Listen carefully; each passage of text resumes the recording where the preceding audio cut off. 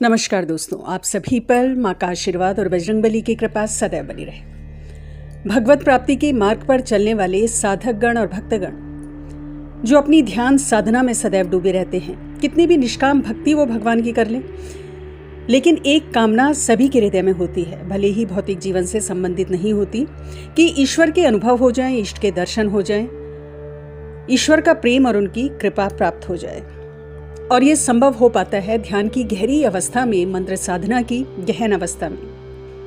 तो कैसे पता करें कि हमारा ध्यान किस अवस्था में है, क्योंकि ध्यान की विभिन्न अवस्थाएं हैं। तो देखिए, जब ध्यान की उच्च अवस्था में एक साधक होता है तो कुछ विशेष अनुभूतियां उसे होती हैं।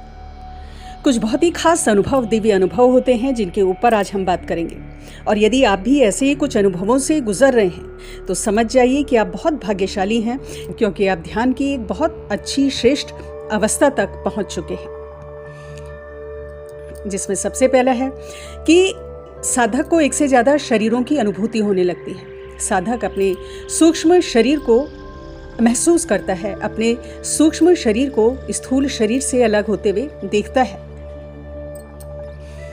पहले तो ये समझिए कि हमारे 3 शरीर होते हैं। पहला स्थूल शरीर, जो आंखों से दिखाई देता है, जिसमें हमारी सारी कर्मेंद्रियां होती हैं, हमारे आंख, नाक, कान आदि सारे सेंसेस होते हैं। इस स्थूल शरीर के अंदर एक और शरीर होता है जिसे सूक्ष्म शरीर कहते हैं, जो दिखाई नहीं देता, एनर्जी फॉर्म में होता है। ये हमारी एनर्जी बॉडी होती है, ऊर्जा शरीर होता है। इस सूक्ष्म शरीर के भीतर एक और शरीर होता है जिसे कारण शरीर कहा जाता है। जब एक साधक की साधना परिपक्व हो जाती है, बहुत उच्च स्तर पर पहुंच जाती है, तो ऐसा अनुभवी साधक अपने तीनों शरीरों को ध्यान की अवस्था में अलग अलग देख पाता है। और यहाँ पर आपको ये समझना होगा कि स्वप्न में जो दृश्य दिखाई देते हैं, स्वप्न में जो अनुभव होते हैं, और ध्यान में दिखाई देने वाली चीज़ें, ध्यान में जो अनुभव होते हैं, दोनों के स्तर में बहुत ज़्यादा फर्क होता है। जब आपकी ध्यान साधना की प्रारंभिक अवस्था होती है तो स्वप्न के माध्यम से संकेत प्राप्त होते हैं। इष्ट दर्शन भी उसी माध्यम से प्राप्त होते हैं, स्वप्न के माध्यम से, क्योंकि ध्यान गहरा नहीं लग पा रहा है, तो नींद में ये चीज़ें नजर आती हैं, संकेत प्राप्त होते हैं। लेकिन जैसे जैसे आपकी अवस्था साधना की, ध्यान की प्रगाढ़ होने लगती है, तो फिर स्वप्न में अनुभव बंद हो जाते हैं या बहुत कम हो जाते हैं। अब सभी संकेत शक्तियों के ध्यान में प्राप्त होते हैं। देवी देवताओं के दर्शन, इष्ट के दर्शन ध्यान में दिखते हैं।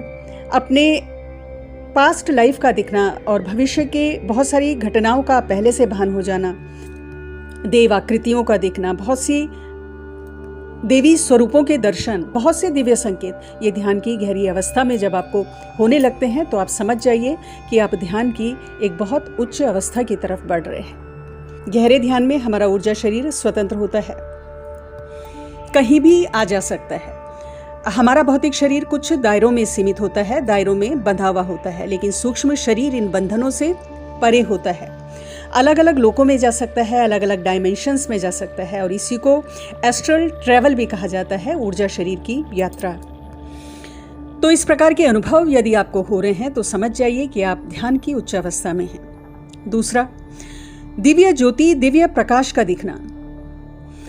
ये जो प्रकाश होता है ये दूधिया रंग का अधिकतर होता है, सफ़ेद रंग का होता है, लेकिन इसके अलावा सुनहरे रंग में और बैंगनी रंग में भी ये दिखता है। और जो ये बैंगनी रंग है, ये सुनहरा रंग है, ये आध्यात्म की बहुत हायर एनर्जी को, बहुत प्योरेस्ट फॉर्म को रिप्रेजेंट करने वाले रंग हैं।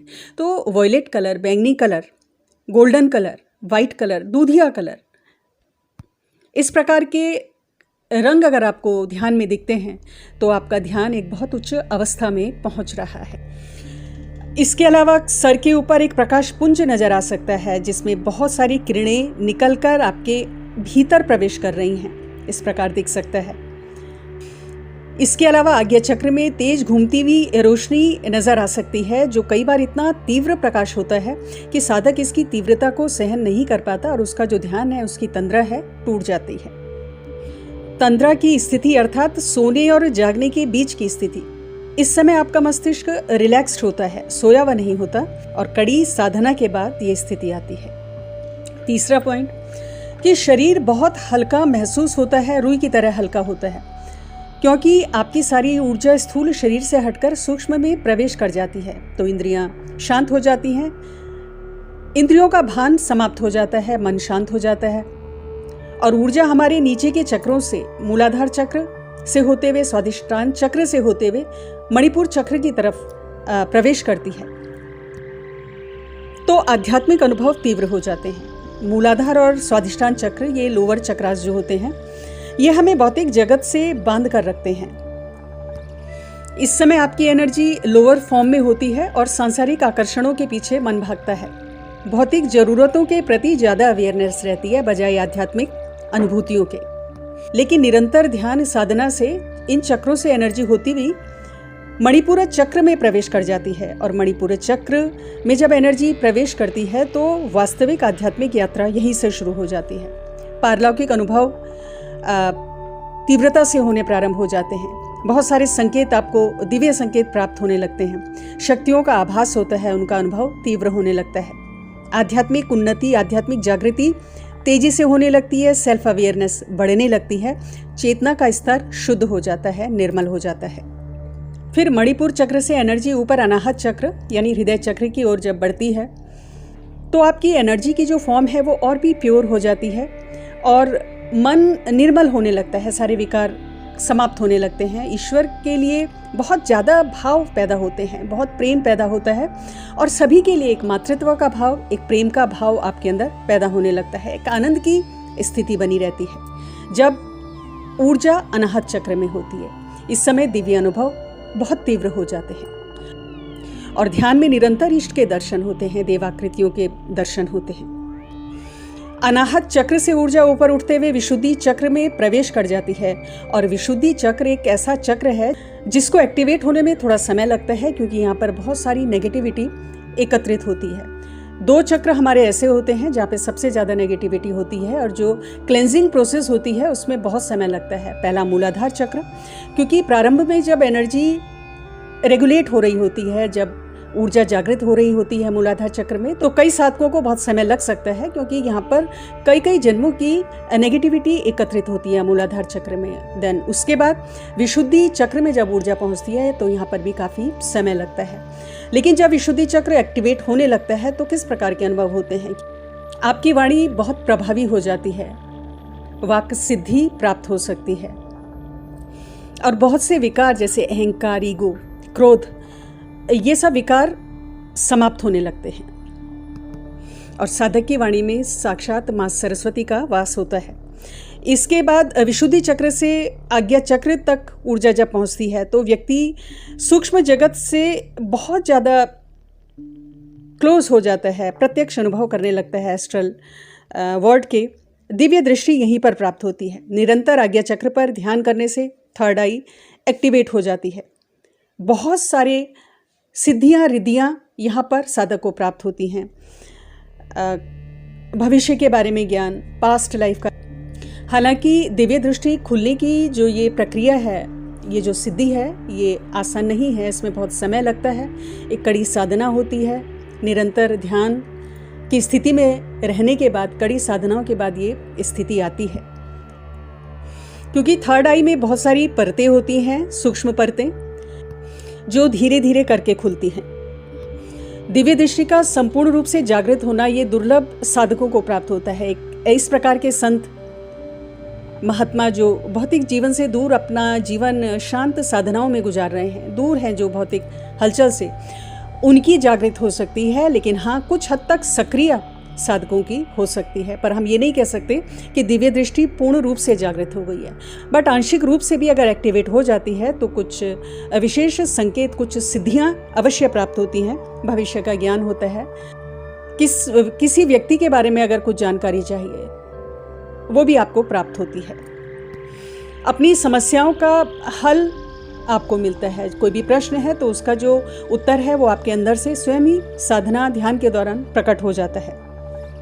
इष्ट के संकेत स्पष्ट आपको प्राप्त होते हैं, इष्ट के निर्देश आपको प्राप्त होते हैं, इष्ट से वार्तालाप आपका हो सकता है।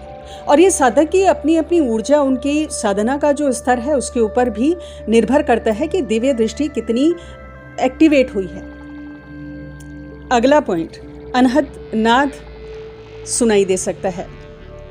नाद यानी ध्वनि। अनहद नाद एक निरंतर ध्वनि है जो संपूर्ण ब्रह्मांड में व्याप्त है। जब ध्यान की उच्च अवस्था में आप पहुंचते हो तो ये नाद सुनाई देता है। ओम की ध्वनि हो सकती है जो सुनाई दे रही है। विभिन्न प्रकार की दिव्य ध्वनियाँ, जैसे वीणा की ध्वनि है, घंटियों की आवाज़ है, शंख की आवाज़ है, डमरू की आवाज़ है, या कोई भी दिव्य ध्वनि, चिड़ियों की चहकने की आवाज़ है। इस प्रकार की ध्वनियाँ निरंतर कानों में सुनाई देती हैं, जो अंदर से प्रकट होती हैं। यहाँ मेरा मतलब स्थूल कान नहीं है, भौतिक कान नहीं है, वरन सूक्ष्म कानों से, यानी एनर्जी लेवल पर आप इसको सुन सकते हो, क्योंकि आपकी एनर्जी इतनी प्योर हो जाती है। हालांकि कुंडलिनी जागरण जब होता है तो अनहद नाद अनाहत चक्र पर पहुंचकर तेज हो जाता है, लेकिन अनाहत चक्र से जब आप ऊपर की तरफ प्रवेश करती है आपकी ऊर्जा, तो ये नाद बहुत स्पष्ट तीव्र हो जाता है। और इसके बाद आज्ञा चक्र से सहस्रार की जो यात्रा है, ये एक ऐसी दिव्य यात्रा है जो हमें परमात्मा से मिलाती है, जो डिवाइन डोर है, यानी ब्रह्मांडीय शक्तियों का द्वार इसे कहा जाता है। जब ऊर्जा साधक की कड़ी साधना के बाद सहस्रार चक्र तक पहुंचती है, जब यहाँ पहुंच जाती है, तो उसके बाद एक कनेक्शन, डायरेक्ट कनेक्शन परमात्मा से होता है। आपकी ऊर्जा अपने शिखर पर होती है और कई बार समाधि की अवस्था में फिर अनुभव शून्य हो जाते हैं। सिर्फ परमानंद की अनुभूति, इष्ट की ऊर्जा की उनसे मिलने का जो एक चरम बिंदु है, उस आनंद की अनुभूति शेष रह जाती है। बाकी कोई भी अनुभव नहीं होता, किसी भी प्रकार के संकेत प्राप्त नहीं होते। सिर्फ उस परम ज्योति से, उस परमात्मा से एक मिलन की जो अनुभूति है, वही शेष रह जाती है। तो इस प्रकार अपनी ऊर्जा के विभिन्न स्तरों को, जो संकेत हमें प्राप्त हो रहे हैं, उनके द्वारा समझा जा सकता है। आज की वीडियो में इतना ही दोस्तों।